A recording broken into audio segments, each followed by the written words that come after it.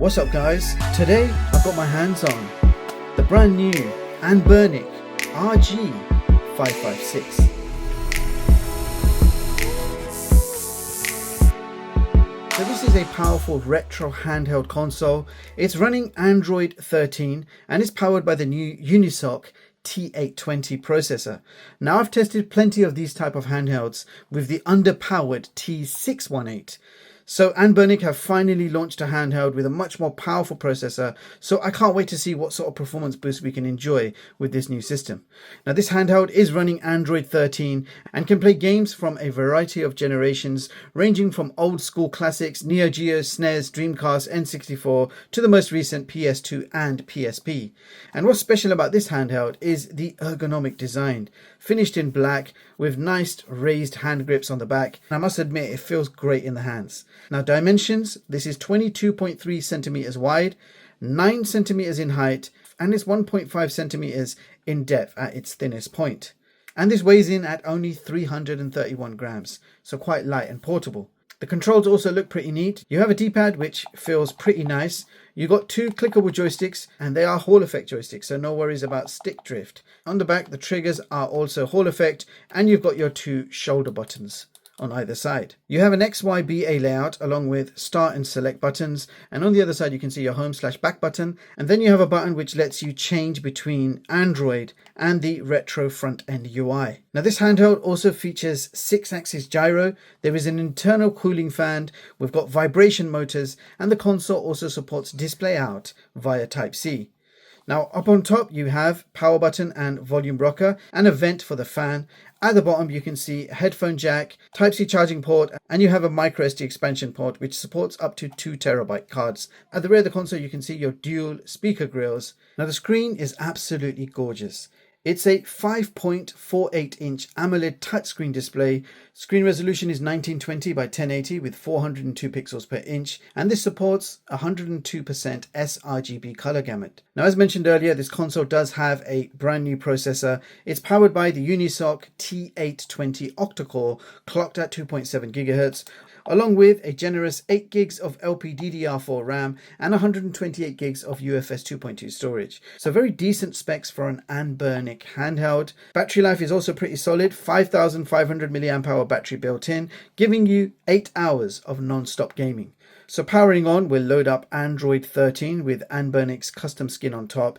It's more or less a pure Android experience, and yes, Google Play Store and Google Apps are also pre-installed and ready to use. If you press the function button over here, it will interchange between the two UIs, from full Android desktop mode to retro front end. Now the front end is very user friendly. You simply navigate and select a console you want to play and then select the game from the list. It's easy as that. You can see the system and how many games you have for each. So NES, SMS, PCE, CPS1, Genesis, GB, Neo Geo, SNES, CPS2, PlayStation 1, I want to say Sega Saturn, N64, CPS3, MAME, GBC, Dreamcast, NGP, Naomi, WonderSwan, PS2, which I'm going to be playing a lot of, FBN, GBA, Atomis Wave, Sony PSP, NDS, Wii, and 3DS. So that is basically all the systems that are ready to play right now. Let's go ahead and play a few games on this, test them out to see what sort of performance we can get from this thing. And we are going to, of course, start from what I believe is going to be the hardest to emulate.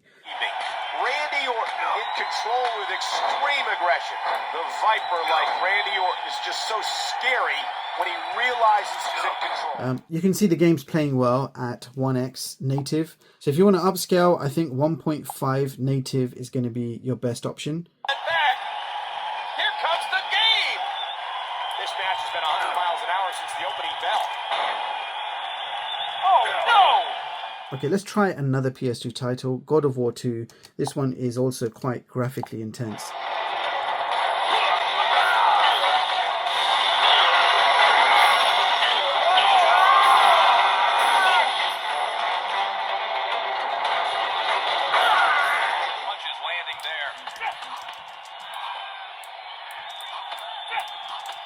The greatest moves forward behind that jab combination.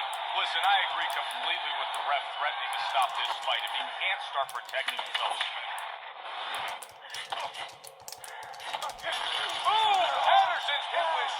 So it means some PS2 games you will be able to upscale, and some of them you're going to have to leave at 1x native. But either way, even at 1x native, the game looks and plays really well on this console.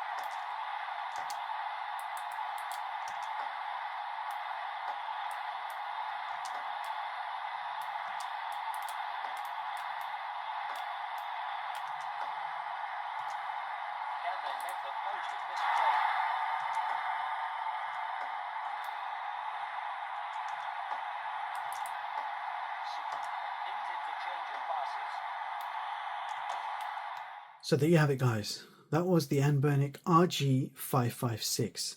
Finally, a handheld with enough power to run PS2 games at comfortable frame rates. No more laggy PS2 experience and no more overheating. This thing gave me a smooth experience throughout. Every emulated system and game I tested played super smooth on the default settings. Console feels great in the hands. I love the screen size at 5.48 inches.